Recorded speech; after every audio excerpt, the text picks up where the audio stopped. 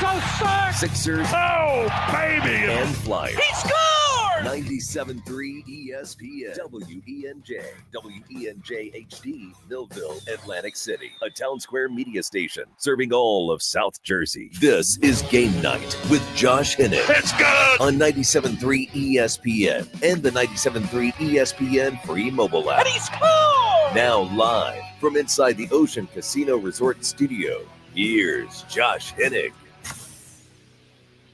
Josh Hennig here on 97.3 ESPN FM, the 97.3 ESPN mobile app powered by First Bank of Sea Isle City. It is one of the busiest, most important nights of the year in Philadelphia sports. The night that will either make or break the 76ers in their playoff hopes. We will get to that this hour. Plus, the NFL draft coverage begins at 7 p.m. here on 97.3 ESPN.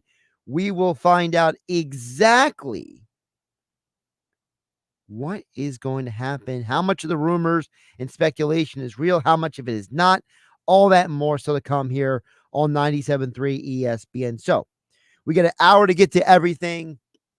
Austin Krell, our Sixers insider from 97.3 ESPN.com. He will join me coming up in less than 20 minutes from now. As you know, tonight is going to be a very interesting night because it's more than just the Sixers coming back home. There's another element to this game tonight that I want to hit on with you guys in just a bit. Also, we will get into the NFL draft. I started asking you guys last night, who do you want them to take?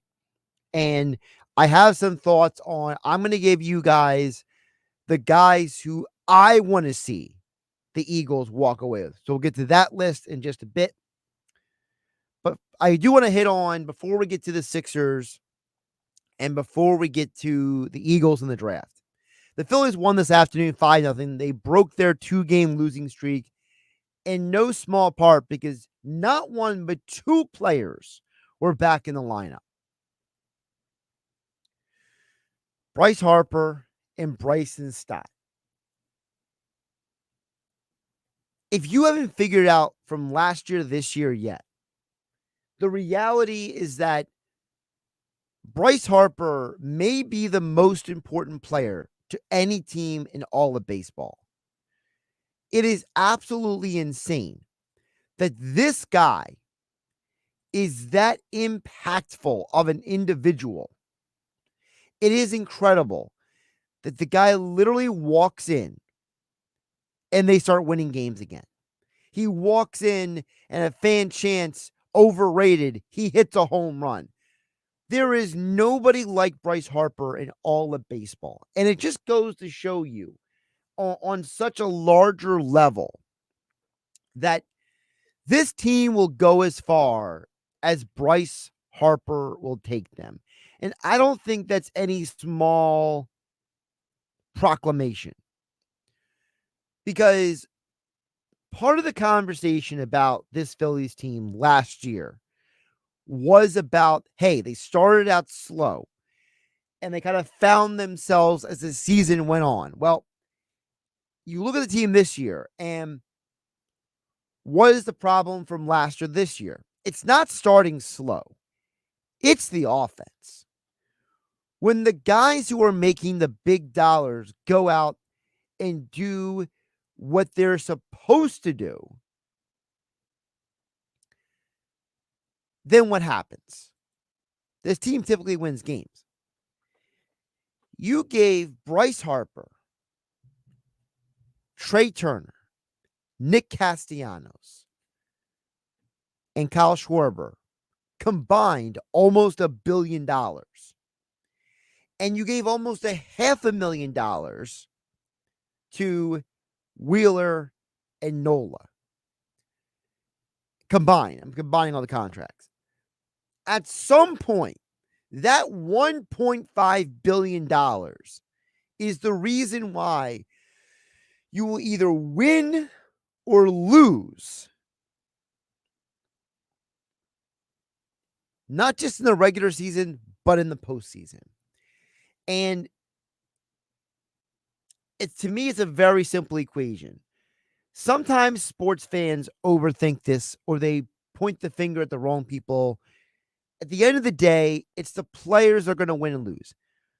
If you think Rob Thompson or Nick Nurse or John Tortorella or Nick Sirianni are any more responsible than the players on the field or the floor or the ice are to winning and losing, then you're a lazy sports fan. You saw in the last few days with just 2 of the 4 Philly sports teams how important the players doing their job means to the success of these teams. Bryce Harper comes back, and Bryce is put back into the lineup after 2 straight days of left-handed pitching. And all of a sudden, the offense wakes up and does their job. Zach Wheeler gets on the mound, and all of a sudden, they win a game. Flip the script to the last 2 days with the Phillies. Sir Anthony Dominguez can't do his job. The Phillies offense falls flat in their face 2 days ago. The players are the reasons why you win and lose. Look at the Sixers. Joel Embiid misses action in the second quarter of game 1. And in the last 2 playoff games, he has done almost no scoring in the fourth quarter. Joel Embiid is the most important player to the Sixers, like Harper is the most important player to the Phillies. And when those guys show up, and when those guys at least attempt to do their job,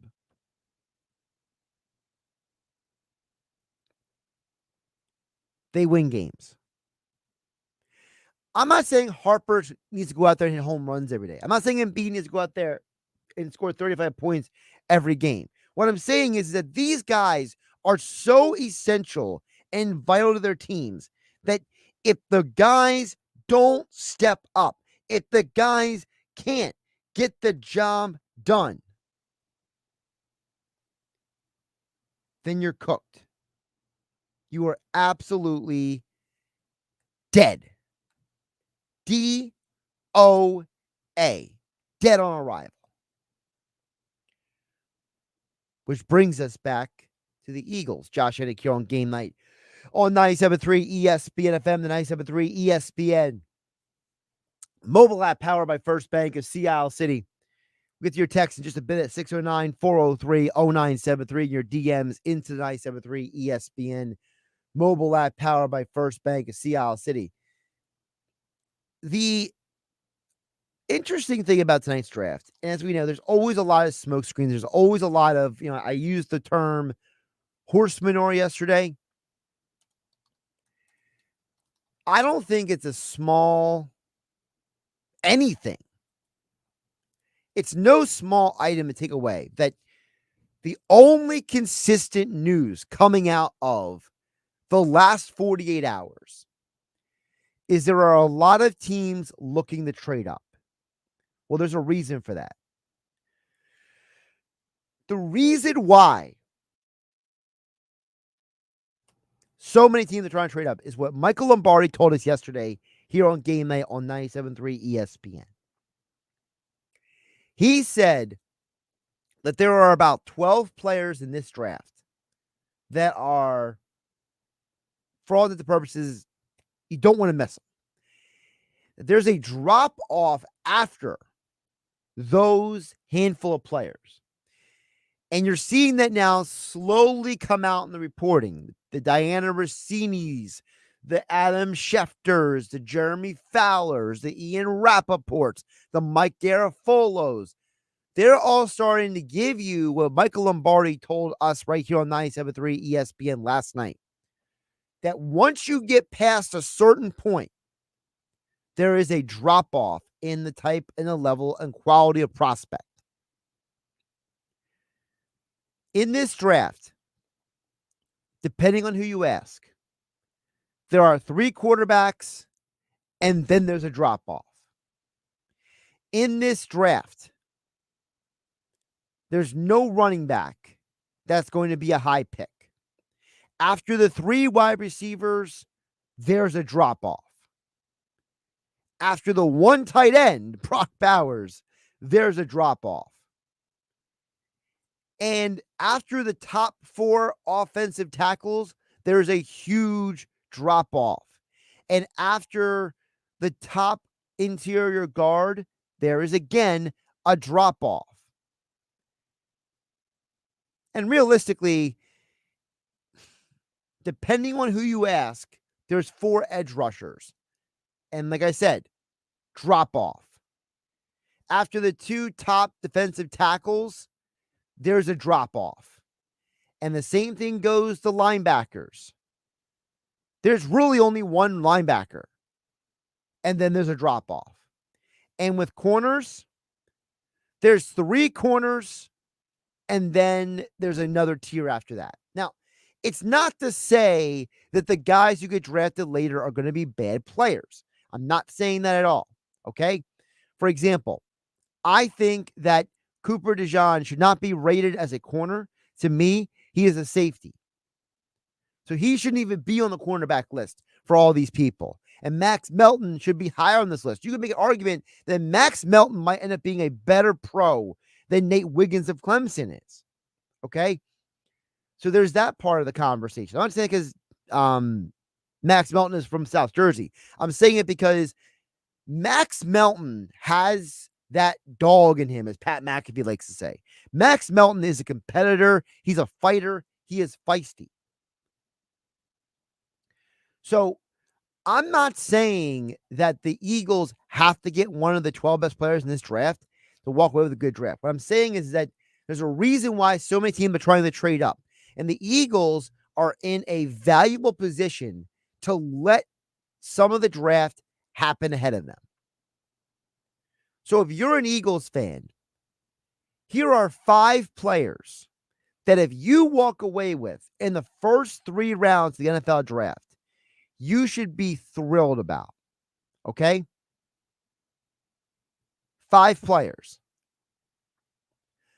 Number 1, if somehow Philadelphia can walk away with Talise Fuaga of Oregon State, you should be thrilled. Now, the problem with this draft is that how much are the quarterbacks and the wide receivers going to push everyone else down this list?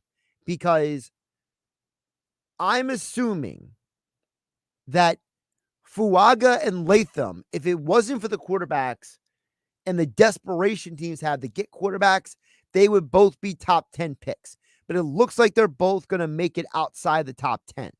So how far down does Fuaga of Oregon State and Latham of Alabama fall? If they fall far enough, if you're Philadelphia, you might go get them because both of them have something in common. Aside from being phenomenal football players, they both can be kicked into the interior and then later play on the outside. Now, I know that a guy like Troy Fontenot is someone that a lot of people like.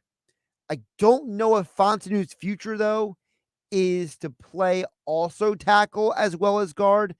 I think that a lot of people think he projects more to be a guard permanently and not a tackle, whereas the theory is that Fuaga and Latham can both play tackle and guard. So if you're talking about 2 guys who have that versatility, you get 2 beasts. That's 2 of my 5 right off the top, offensive linemen. And we know the Eagles' success with offensive linemen. The next guy that I look at, and I say, if this guy the Eagles walk away with this weekend, the next 2 days, I'm thrilled, is Liatu Latu. I know he has an injury history. I know there are concerns about his health and his neck and all this stuff. But this dude may be the most NFL-ready pass rusher in this draft. The biggest difference between Latu of UCLA compared to the Dallas Turners of Alabama and the Chop Robinsons of Penn State and the Jared Verses of Florida State, the biggest difference between him and those other guys, Latu is far away the elite defensive player on his team, and he was still a productive force. Dallas Turner got to play with Chris Braswell. Jared Verse was on a defense with a ton of athletic studs. And the same thing with Chop Robinson at Penn State. Latu was the best player, and there was no one close on UCLA's defense, and he was still wrecking people out there. And I think in today's world, unless your name is Joel Embiid, modern medicine seems to be able to find a way to keep these guys healthier than they used to. And I feel like if Latu survived in college football, he should be able to survive in the NFL. Okay. And real quick, the other two names, I mentioned Max Melton because I think that he is a guy who can play in the nickel corner and the outside. And he doesn't play immediately. He can, prepare and get ready to play in the NFL. And the fifth guy that I'm looking at, that I say if Philadelphia finds a way to walk away with this guy, I'm thrilled, is Junior Colson, of the linebacker from Michigan. The dude is a monster. He's a freak. He is somebody who is relentless as a pursuer. And let's be realistic. Philadelphia needs a legitimate linebacker, not some random dude they found on the street again this year. If you could do that, I would be thrilled in the next 2 days of the NFL draft. Of course, NFL draft coverage is later tonight, but coming up next, Sixers and Knicks. Game 3 tonight. Austin Krell, our Sixers insider, joins me next to get into the Sixers. As if you didn't know, Joel Embiid, I believe, is 5-1 in game 3s.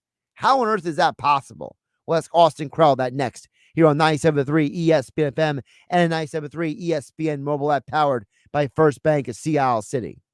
Hi, this is Billy Schwein from the Locker Room. I'm Dave Klemick, owner of Klemick Performance Method. Join us this Saturday as we broadcast live from the Bayfest in Summers Point from 10 a.m. to 12 noon. Stop by and get your official vertical leap tested and compared to the national averages, just like the NFL Combine. John Coyle from All Campus will be joining us with a great selection of pro and college hats for purchase. Come find us on Bay Avenue, Ketty Corner of the Summers Point Beach. It's the Locker Room with Billy Schwein, live from the Bayfest, Saturday morning from 10 a.m. to noon on 97.3 ESPN. Moments like my daughter telling me a new joke mean a lot to me. But after being diagnosed with metastatic breast cancer, or MBC, which is breast cancer that is spread to other parts of the body, they mean even more. I take Ibrance, palbociclib. Ibrance 125 milligram tablets with an aromatase inhibitor is for adults with HR-positive, HER2-negative MBC as the first hormonal-based therapy. Ask your doctor about Ibrance and visit Ibrance.com. Ibrance may cause low white blood cell counts that may lead to serious infections. Ibrance may cause severe inflammation of the lungs. Both of these can lead to death. Tell your doctor right away if you have new or worsening symptoms, including trouble breathing, shortness of breath, cough, or chest pain. Before taking Ibrance, tell your doctor if you have fever, chills, or other signs of infection, liver or kidney problems, are or plan to become pregnant, or are breastfeeding. Common side effects include low red blood cell and low platelet counts, infections, tiredness, nausea, sore mouth, abnormalities in liver blood tests, diarrhea, hair thinning or loss, vomiting, rash, and loss of appetite. O'Reilly. Extend the life of your engine with regular oil changes and save at O'Reilly Auto Parts. Right now, pick up 5 quarts of O'Reilly full synthetic motor oil and a MicroGuard oil filter for $31.99. Or upgrade to a MicroGuard Select filter for just $2 more. Limit supply, available in-store only at O'Reilly Auto Parts. O'Reilly Auto Parts. Sneezing, coughing, stuffy nose, runny nose, postnasal drip, interrupted sleeping. I was groggy at the end of the day. Allergies and sinus congestion were making Jana miserable. Then a friend recommended Navage. Navage provides immediate drug-free congestion relief, flushing your nasal passages with refreshing saline and sucking out mucus, germs, and other airborne irritants. Navage helps you breathe easier, sleep better, and feel your best right away. Navage gave me instant relief. I didn't have to wait 30 minutes. I didn't have to wait an hour, 90 minutes. I didn't have to wait a minute. I ran the rinse and I felt better. Stop suffering from congestion and start breathing and feeling your best again with Navage. Navage. I've had people ask me how I find relief, and I tell them Navage immediately. This thing is amazing. Navage is available at Navage.com or at Walmart, Walgreens, CVS, and Rite Aid. Back popular demand, it's Matt Blatt Kias 2 for $222 all month long until they're gone. Get 2 new Kias for $222, but only while supplies last. Get a brand new 2024 Kia Forte LXS for just $111 per month lease with 0 security deposits and just $39.95 due at signing. With a price like that, why not get 2 for $222? That's a brand new Kia Forte for $111 per month, or drive home 2 for $222. Even get 0% APR for 48 months, or $7,500 cash back on any new 2024 Kia EV9. Plus, if you have a job clearing $450 per week, we want to get you approved today. It's gotta be a Matt Blatt Kia. With approved credit, APR, or cash back on 2024 EV9. Not all will qualify. Credit may affect down payments. Offers can't be combined. Go to mattblackkianj.com for complete details, or 888-505-6670. Price includes all costs to be paid by consumer, except for licensing, registration, and taxes through KMF. 24 months, $111 per month, 10,000 miles per year. Rebates and incentives to dealer. Expires 5/4/24. Matt Blatt Kia, 6211 Black Horse Pike, Egg Harbor Township, and on Route 37 in Toms River. This is Game Night with Josh Hennig on 97.3 ESPN and the 97.3 ESPN free mobile app. Sixers-Knicks Game 3 tonight. We'll get into all the details of what this is going to look like for Philadelphia as they return home from Austin Krell, our Sixers insider from 97.3 ESPN.com. Austin, welcome in. How you doing this evening? Doing well, Josh. Just another stress-free day in Sixer world. What can we say, right? Well, let's at least talk about the game a little bit here, okay? For you, how much do you buy into the idea that the Sixers are coming home and the role players will play better at home? How much am I buying into that? I would say that I think the trend typically holds true for the most part. The role players do tend to play better. Shooting tends to vary positively. I also think it matters. Like, do you have guys who can focus and are not overcome by the moment? And like, does Buddy Hield look like somebody who is prepared to fire away in games 1 and 2? Kelly Oubre, who is not a bashful shooter, was in the regular season. I don't think has taken a 3, maybe 1 or 2 yet this series. But I think role players certainly do tend to play better at home, and I think that's kind of the difference in the series right now. Is that the Sixers have not gotten the production they need out of their role players. When you think about the role players, some of the guys you mentioned, who is the guy that if he shows up tonight that you feel like you would almost guarantee a Sixers win? I would say Kelly, because Kelly is the most athletic of the trio. I would have said between Buddy, him, and Tobias. I think he can cut along the baseline and feed off of passes like that. I think he's someone who is a more unafraid player in the big moments. So I would tend to lean Kelly as someone who I think should step up more. I believe he's averaging I think it's like 7 points a game so far in these playoffs, and his season average is 15. So literally half of what he was doing in the regular season. What's interesting to me about Oubre is that he is a guy who can create his own offense. He doesn't need someone to make it for him every time, right? So, what on earth happened to him in those 2 games in New York? It still perplexes me because I would have thought he would have at least been a little more aggressive and assertive at times. And it felt like, was the moment too big for him? Did he just not feel his way in the offense? Like, how do you rationalize a guy who during the regular season looked like he was unafraid of anything, and then the biggest games of the year, he looks like he shrunk away from the moment? I would say his job is different.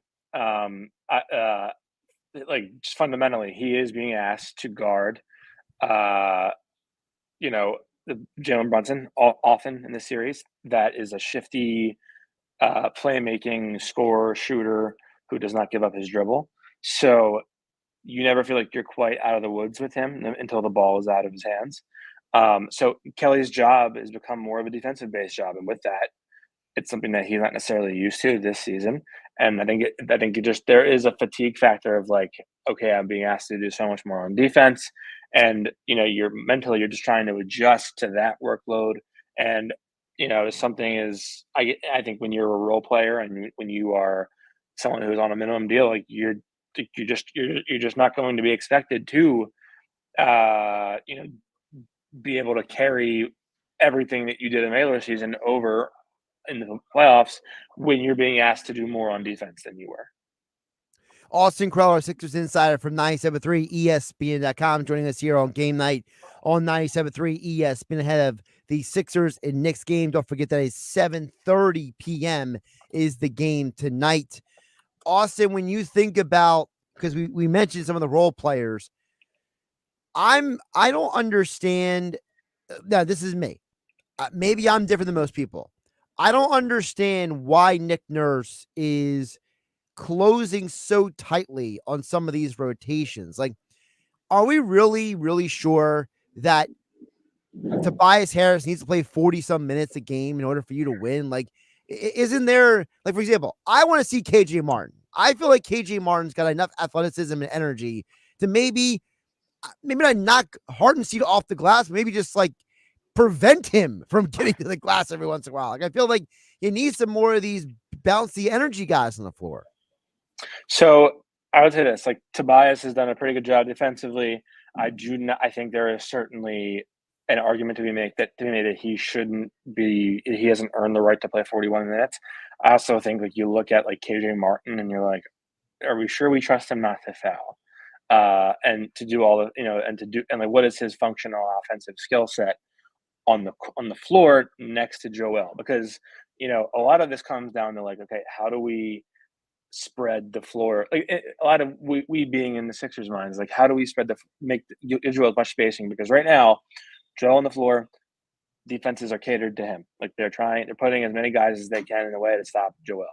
And they know when he goes to the bench, it's Tyrese's show. Okay, how do we try to do what we can to stop Tyrese? So when you have a guy there who is foul prone on defense and is fairly limited in what he will do consistently offensively, I think it's just like you just have to make some bets. And sometimes the bet is like, yeah, we just don't think he can give us enough in this department to warrant what he might be able to do elsewhere. To play devil's advocate, you talk about the fouls potential for KJ Martin, but like, why not just throw guys like KJ Martin and Mo Bamba out there for a few minutes here and there? Just be like, who cares if you get fouls? Just go out there, give me a bunch of crazy effort, bang some people around, and then we'll put our regular guys back in. So the thing with the Mo Bamba would be like that his energy level has been the thing all season. And when you're putting Mo Bamba out there, you're asking for a Brunson Hartenstein pick and roll. And like, all right, they want to get Brunson isolated on him. I think if you wanted to say, like, let's throw somebody in the series to make things a little bit more chaotic and more energy and a little bit more like versatility and good and feel for the game on both ends, you might go the route of Ricky Council in the fourth. If that is somebody who you are thinking about role players and how can they change what's going on in some of these minutes and the way that this game and the identity of this game, KJ would be Ricky Council the fourth would be the guy I look at and be like, that kind of makes sense in this matchup. See, I can work with that, Ricky Council. So, like, because I only mention Bamba just because he hasn't played, yet. Right. And I almost like, after game one, Austin, one of my thoughts is that I almost want someone out there just to go out there and be like a hockey enforcer. Like, I almost want like Bamba or somebody to go out there and be like, foul a bunch of people, like hit them, and like just let the Knicks know we're here, because it feels like some of these rebounds the Knicks get, like, I get it, Embiid's playing on one leg. I get it. Tobias Harris, he can't rebound every ball. I get it. Some of these guys are not great rebounds. Just send somebody in there to just elbow Hardenstein in the ribs, or push Josh Hart to the ground or something. Sometimes you just need to let people know you're there. So I was having this conversation today with somebody, actually, and I think this is where you would like to have one of your, pick one of the tough guys at the end of the bench the last couple of years, like, Marcus Morris, PJ Tucker, Marcus Morris, Mike Scott, who, obviously that ended up going up in smoke, but at least that is a guy who you say, well, if I put him in there for 3 minutes, he's going to make sure that someone feels something, and there will not, like, he's going to go out there with the intent of putting body on body and making sure that you feel a little bit of like, oh, the Sixers are here tonight. And, and when we talk about like why the Sixers are losing thus far, and they get out rebounded by 22 in game one, like the Knicks and their big man play, especially with a compromised Joel, their bigs have been really good. In the game two, end of game two, when everything went up in smoke, who got the offensive rebound that led to the second DiVincenzo three to give them the lead? It was Hartenstein, who crashed and when no one else was there and got the rebound and created the opportunity but I also think we got to say this, right? I mean, I understand the Sixers fans are upset and they feel, and everyone feels like the series is over after game two because it was a heartbreak and whatnot. And they're so used to the last 7-8 years of Sixers heartbreaks. This series has been decided by 10 total points. That's 5 points per game. That's basically you're coming down to the last minute of each game. We could sit here and we could say, and we would be right to say, that thus far it is 2-0, but it has also been a coin flip. And right now the coin has landed Knicks side up both times. And that means that the Sixers have 2 games at home now. They can't go down 0-3. Historically that means they're done. They can't go down 3-1. That's a big problem. But they are not by any stretch out of this series. And I think some people would argue, and I know some people would say, like, you're down 2-0. It simply isn't true. You could argue that they've been the better team. For most of the series, they just haven't been the one on top when the buzzer sounds. Like, what is the difference? The difference in this series when Joel has been on the court, it's been night and day. Part of why when they lost game one, part of it was because they lost the minutes that Joel was off the court. So, you put him on the floor in his compromised state. You put Tyrese on the floor, who both have been better than the Knicks' best player, Jalen Brunson, who, to borrow a phrase from Kyle Neubeck, the great Kyle Neubeck, is shooting literal concert tornadoes from the field in the series. It stinks. It doesn't make a lot of basketball sense that you are trailing 2-0. But there's a lot of things that you can look at and say, like, the game plan against Brunson has been very good. The Knicks got hot from three from guys who you would not normally expect, looking at you, Josh Hart. There's a lot of room left for the Sixers to have things swing back their way. And, the Knicks have played well in a lot of facets, but I don't know that their ceiling is all that much higher than what they've shown thus far in this series. Austin Krell, our Sixers insider, joining us here ahead of Sixers-Knicks Game 3 tonight after 7:30 p.m. is the tip-off. Austin, when you think about you just talked about Brunson, and I want to know from you, can the Sixers maintain what they've been doing to him, or is he going to find a way to finally break through? Because, you've beaten the Knicks, and their best player has not been a major player in those 2 games. They have gotten a lot of contributions from a lot of guys not named Brunson. So can the Sixers maintain this level of defense against him? Well, I think their game plan suggests they shouldn't go away from it. And if they continue to play the way they have, he's just going to have to make really, really, really tough shots. And if he starts to line up and hit, 5 35-foot shots, then that's how he's going to beat them. Then, okay, like, that is how it has been. That's how it's going to go this season. By and large, you've had length on him. You've had size on him. You've countered every single pivot, every single shoulder nudge. You've done as good of a job as you can. And, I think, like, what this comes down to with him is he's a heck of a player, all-world player. His rise is almost, I don't think anyone saw his rise coming the last couple of years. He's also 6'3", 6'1", 6'1.5", 6'3", whatever the height is. He's not the most athletic guy either. So he's relying on shiftiness and on shot making to do his job, in addition to the playmaking that he's doing. So, eventually, like, size just wins out, and it's going to be harder for him to make shots over the guys that the Sixers are putting on him. Now, could they say we're going to go with Campaign because Buddy Hield's giving nothing, and then Brunson suddenly has a green light and they're just picking the Sixers apart in drop coverage with Campaign on him? Yeah, but as long as you have length on him and he's shooting over a long arm, you're giving yourselves the best chance you can. And if he's going to make shots, then you just tip your cap and say, okay, that's what happened. The one guy we haven't talked too much about so far is Joel Embiid. How much do you believe? Now, obviously, we don't know this for sure, but I'm just picking your brain, Austin. How much do you believe the 2 days versus the 1 day off is going to matter for him? I think it matters. I think it helps him sort of, get off the feet. It helps him sit there and think about, what could have been and what this series could be. Whatever the problem is with the eye, that he said they insist there is no problem, but he's making it pretty obvious that there is indeed a problem with the eye. You've had a chance to get less bothersome or whatever have you. I certainly think it helps. And I think we can't discount, like, they had to play the play-in. So they play Wednesday, they get Thursday, they get Friday, and then playing again Saturday. And then they're off Sunday, playing again Monday. 2 more days off today. You're going into today. So there's a little bit of a break. It, in theory, should help him. I also think, like, we're all speaking about this guy in ambiguous terms and terms that are hard to define, because there hasn't been a lot of information passed around about how he's really feeling, whether there is a knee problem lingering or a re-aggravation, or he's just dealing with the trials and tribulations of coming back from a long layoff and going almost right into the playoffs, right? But I will say this, like, people want to criticize Joel. I don't know. I don't see how you can, like, sit here and be like, once again, Joel not answering the call for this team.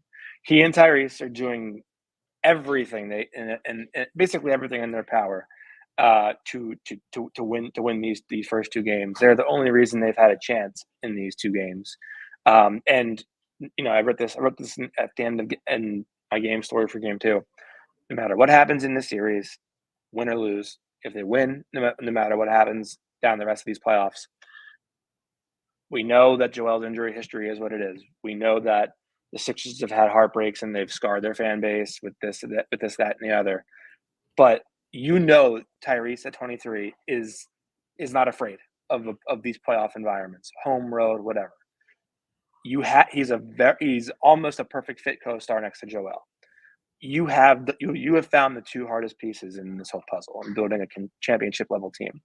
And so, whether they lose and you're heartbroken or they win and you're ecstatic, going into this offseason with the amount of, we'll call it financial flexibility that they have, that they have the 2 hardest gemstones. They have the 2 hardest parts to get, and it's the 2 gemstones. And that, even with your optimism or pessimism about Joel's longevity due to injury, that is something for you to be optimistic about as a fan base, is because you have found the second guy to pair with Joel. Austin, before I let you go, I wanted to know from you, DeAnthony Melton, he is active. He is good to go tonight. So what does that even mean, though? I'm not trying to be dismissive. Like, to me, and healthy DeAnthony Melton is a huge deal. But how healthy is he? How many minutes does he get? I mean, does Nick Nurse look down the bench and see DeAnthony Melton say, "Get on in there, kid," or does he say, I don't know if you're ready for this? Well, DeAnthony has playoff experience, first and foremost. That will help. He has playoff experience with this team. That will help. I think right now, your biggest thing is, like, how do you neutralize the minutes that Joel is not on the court? And because right now, again, like we said, you're winning the minutes that he is on the court. If you could play Joel 48 minutes and guarantee that stamina would not play a role down the stretch of the game, you would say that the Sixers are winning these games by a lot of points. You can't play Joel 48 minutes. So I'm looking for DeAnthony, if he can go, if the Sixers are willing to say, let's test out his back and see what he can give, to put him on the court in those minutes where Joel is not there. Because in the minutes that Joel has not played, it has not been about their defense. Paul Reed has done a fairly good job in this series. It has been about the fact that they cannot cobble together good offensive possessions in the half court. And what does DeAnthony Melton do? He gets deflections. He creates loose ball opportunities. He gets you out in transition. And if they can do that and they can neutralize those minutes without Joel, that might be your ball game right there. He's Austin Krell, our Sixers insider. Catch all of his coverage at 97.3ESPN.com, at NBA Krell on the Twitter X platform. And he joined me right here on Game Night on 97.3 ESPN. Also, appreciate you jumping on. Hopefully, the Sixers can get a win tonight. We can get some good vibes in this series for once. Lord knows they need it. Hopefully the Phillies didn't steal all the good moments today. Hopefully not. And of course, the Eagles probably steal the headlines at some point in the game as well. So I mean, you got a lot of tug and pull for the Philly sports fan tonight, Austin. That's right. If they draft a new quarterback, maybe there's a controversy everyone can call in the 97. Oh no, please no. that if there's anything that could happen that could maybe make me quit this job, it would be the fan reaction if they drafted a quarterback in the first round tonight. Which I know it's not going to happen. So that's why I feel comfortable saying that. Austin, take care, man. Take care.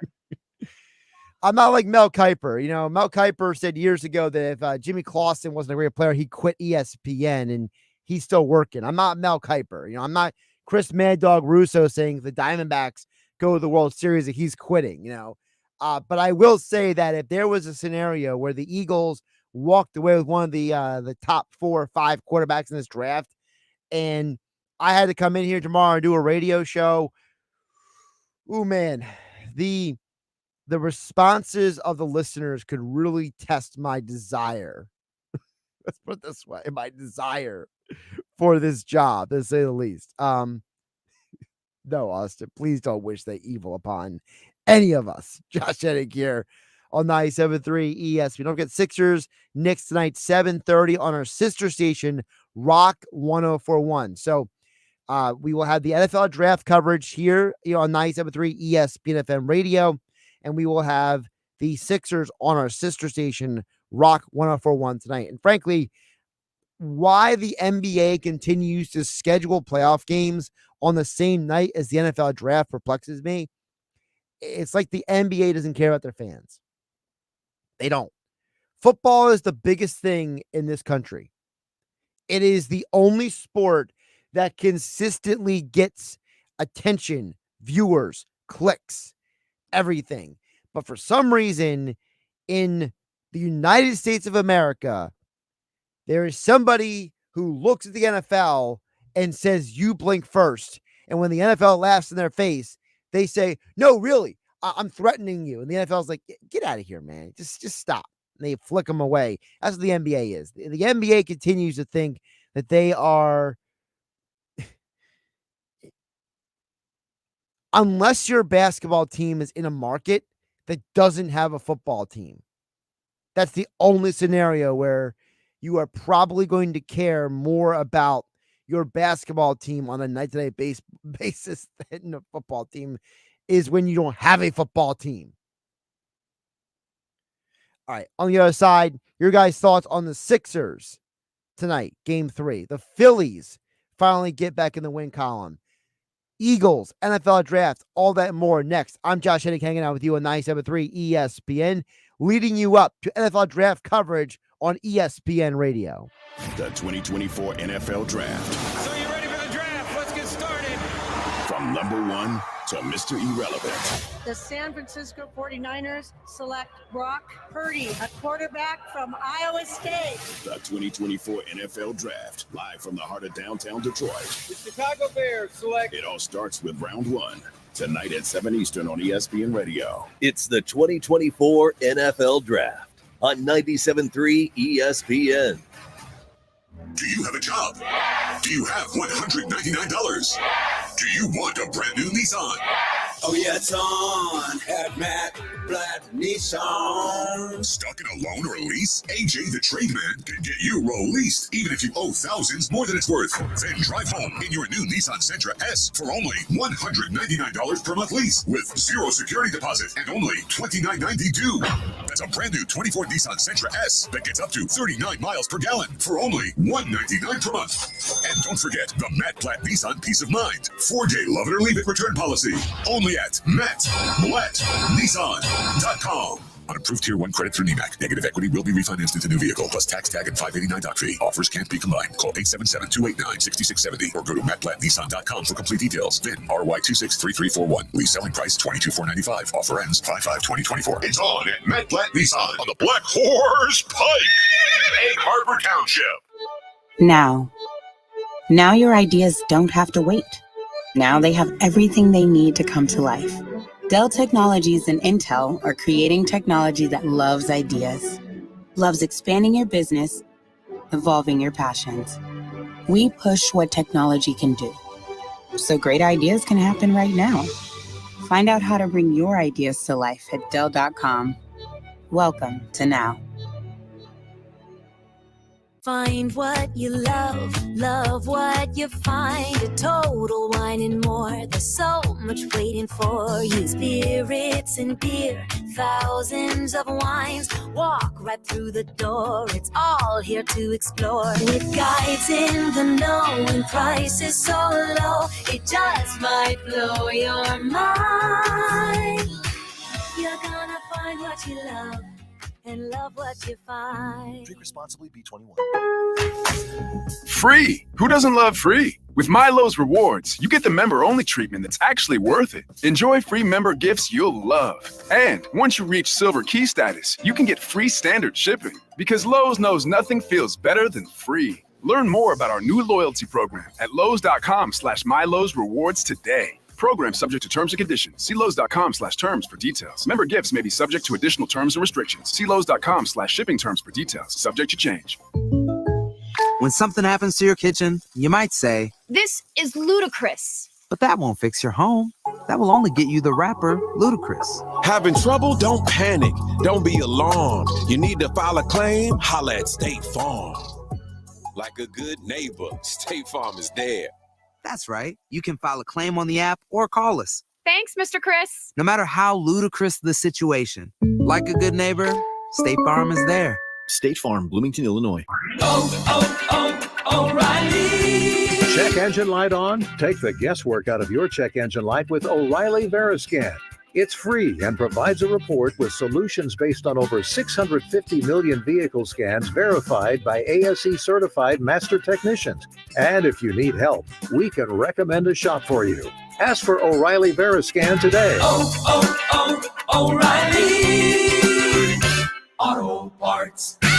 My wife and I both, we ended up mildly sick for a few months, and the nasal congestion was probably the worst part. I had like a post-nasal drip, just super congested all the time. We were taking everything we possibly could, but nothing really worked. Kyrie was miserable until a friend recommended Navage. Navage offers immediate drug-free congestion relief, flushing your nasal passages with refreshing saline and sucking out mucus, germs, and other airborne irritants. Don't live in misery this cold season. Use Navage so you can breathe easier, sleep better, and feel your best right away. The biggest thing Navage has done has completely cleaned out my nasal passages. It was from the first use. I was able to just clear out anything that was stopping me from breathing correctly. Navage helps me clear the way, literally clear the way for me to operate better in the rest of my life. Experience the Navage difference yourself. Navage is available at Navage.com or at Walmart, Walgreens, CVS, and Rite Aid. Navage, Navage.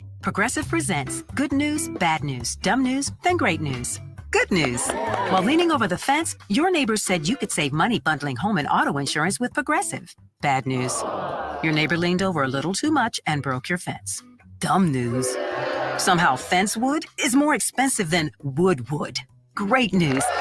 You decide to see if you could save money bundling at Progressive.com and to plant really tall shrubs.